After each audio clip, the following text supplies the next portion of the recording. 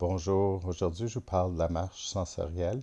On utilise l'environnement comme un outil pédagogique, c'est-à-dire qu'on va aller explorer, stimuler les sens, voir des choses, toucher des choses, sentir des choses.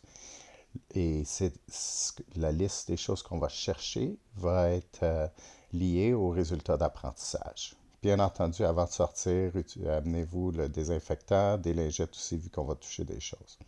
Donc, un exemple, ici, on parle de littératie à l'élémentaire.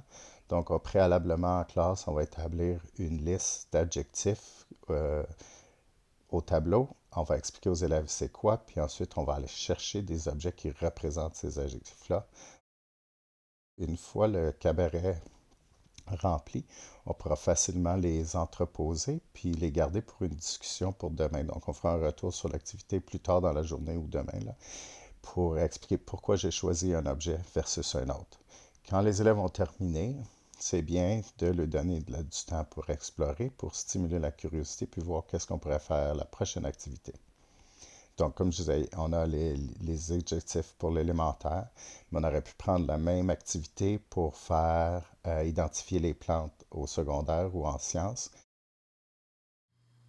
Même aussi utiliser ce même carton-là pour une démarche interdisciplinaire, c'est-à-dire qu'on va reprendre le même cabaret pour littératie, puis là, on va établir une liste d'adjectifs qui décrivent ces feuilles-là qu'on a découvertes, puis pourquoi on peut les différencier. Donc, on parle de tendres, innombrables, résineuses, dentelées, etc.